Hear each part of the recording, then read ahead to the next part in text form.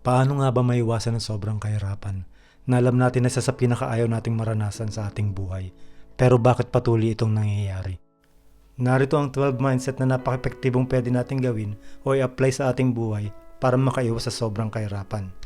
Napaka-importante ng number 12, kaya kung gusto mong makaiwas sa sobrang kahirapan, napaka-importanteng matapos mo ang video na ito hanggang dulo para maging motivated at tuluyan ng makaiwas sa sobrang kahirapan ng buhay. Kaya kung willing ka na di maghirap sa buhay, simulan na natin ang mga napaka-importanteng mga tamang dapat gawin. Number 1. Pahalagahan ang edukasyon. Sa buhay ng tao, ipinanganak man tayong mahirap o mayaman, napaka-importante ng edukasyon. Dahil tanging edukasyon lang ang unang-una natin na pwedeng ipagmalaki at maging sandata sa pag-umpisa upang malabanan ang hamon ng kahirapan ng buhay. Tanging sapat na edukasyon lang din ang hindi kahit kailanman mananakaw sa atin. Pero dapat din natandaan na di lang nagtatapos ang edukasyon sa eskwelahan o sa pagkakaroon ng diploma o degree man. Kinakailangan pa din nating magpatuloy sa pag-aaral at pagtuklas pa ng ibang mga kaalaman gaya ng pagbabasa pa din ng mga libro, pakikinig sa mga successful na tao at pagsasaliksik pa ng mga makabuluhang bagay tungo sa pagtupad at pag-abot ng mga pangarap at goal natin sa buhay. Pero kailangan din samahan ng aksyon at dedikasyon sa buhay dahil kung wala din ang mga ito, wala ding saysay ang lahat kahit ano pa ang natapos na edukasyon o mga napag-aralan. Number 2. Pahalagahan ang pinaghirapan. Ngayon kung ikaw naman ay kumikita na, maliit man o malaki, napaka-importante na proteksyonan at pahalagahan mo ang iyong perang pinaghirapan dahil lagi mong isipin o tandaan na di biro ang iyong pinagdaanan sa araw-araw na paghihirap at pagsisikap mo sa trabaho o sa sarili mong mga negosyo bago mo kitain ang pera. Mas mabuting ilagay mo muna ito sa bangko pansamantala at ilaan sa isang asset o investment upang magbigay pa sa iyo ng extra o passive income kaysa maubos o gamitin lang ito sa mga liabilities o walang katuturan ng mga bagay na maaring magpahirap pa sa iyo sa huli. Alamin at i-apply din ang kahalagahan ng financial literacy. Number 3. Maging responsable sa iyong kinabukasan. Laging tatandaan na walang ibang tao na responsable sa buhay natin kundi ang ating sarili lang din. Sabi nga sa isang quote na kung pinanganak kang mahirap, di mo kasalanan. Pero kung mamatay ka pa ding mahirap, kasalanan mo na. Kaya napaka-importanting maging responsable sa kinabukasan. Ibangon ang sarili, pahalagahan at pagyamanin ang mga kaalaman tungo sa tagumpay ng buhay. Number 4. Mag-set ng goal o purpose sa buhay. Upang makaiwas sa sobrang kahirapan ng buhay, bigyan ng kabuluhan at kahalagahan ang bawat oras ng buhay, gaya ng pag-set ng goal o alamin kung ano ba talaga ang purpose mo, kung bakit ka gumigising at bumangon sa araw-araw para magtrabaho at magsikap. Upang sa gayon magkaroon ka ng inspirasyon at direksyon sa buhay at maging masigasig sa bawat oras at araw sa iyong buhay. Number 5. Magkaroon ng rich mindset. Mayroong dalawang klase ng mindset ang tao. Ito ay ang poor at rich mindset. Ang taong may poor mindset ay ang taong negatibo sa lahat ng bagay at sa nangyayari sa kanyang buhay. Ito ang taong reklamador, walang tiyaga, sarado ang isip tungkol sa opinyon ng pagyaman at tagumpay at kontento na lang na manatili sa kanyang comfort zone. Habang ang tao naman na may rich mindset ay ang taong mataas ang pangarap, hindi sumusuko sa mga hamon ng buhay at bukas ang isipan sa mga positibong pananaw tungkol sa kung paano yumaman at magtagumpay sa buhay.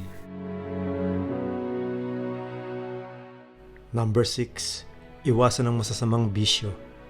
Alam nating lahat na kahit kailan na walang taong umasenso magtatagumpay sa buhay kapag may masasamang bisyo, gaya ng sugal, droga, at kung ano-ano pa na siguradong nakakasira ng kinabukasan at mga plano sa buhay at siyang dahilan upang lalong di makaiwas sa sobrang kahirapan. Na siyang lalo lang din magpapahirap at magbabaon sa hirap ng buhay na siguradong magdudulot din ng sobrang mental stress, makakasira ng kalusugan at maging dahilan ng pagkawasak ng pamilya at pagkawala din ng tiwala ng tao sa iyo. Number 7. Iwasan ang mga taong negative at walang pangarap sa buhay. Kung ikaw ay isang taong may pangarap sa buhay, ang mga taong may mga negatibong pananaw at mga walang pangarap ang isa din sa dapat mong iwasan dahil ang mga taong ito pa ang ihila sa iyo pababa at magpapahina din ng iyong loob upang di ka magpatuloy sa iyong mga pangarap at manatili na lang din sa sobrang kahirapan ng buhay tulad nila. Ayon nga kay Jim Rohn na isang American entrepreneur and author, sinabi niya na you are the average of the 5 people you spend the most time with. Kaya kung ang madalas na sinasamahan mo na tao ay negatibo at walang kapangarap sa buhay, magiging katulad ka lang din nila habang buhay. Kaya nasa iyo kung anong klase ng tao at direksyon na buhay ang pipiliin mo. Number 8. Iwasan ang mangutang. Hanggat maaari, iwasan mo ang mangutang dahil may napakasamang epekto nito sa ating buhay.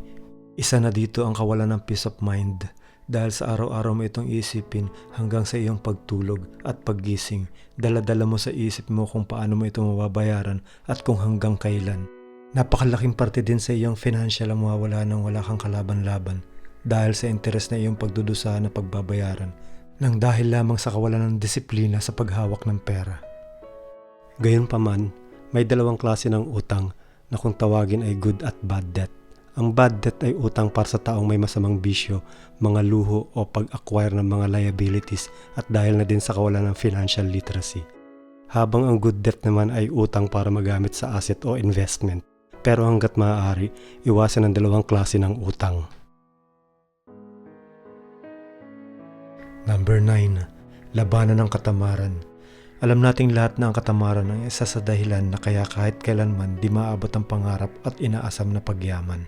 Tandaan na kahit kailanman walang taong umasenso sa katamaran. Maging masikap at gawing aktibo ang pangangatawan pati kaisipan kung nais makaiwas sa sobrang kahirapan ng buhay. Wala ding ni isang tao ang humanga sa taong tamad. Kung meron man ay napakasiguradong katulad din niya na tamad. Number 10. Huwag maging palaasa. Ang pag-uugaling umasa na lang sa tulong at pinaghirapan ng iba ay ang pinakawalang kwentang ugali ng isang tao. Naglalarawan lang ito na wala kang pagsisikap sa buhay at hindi ginagamit ang utak ng wasto.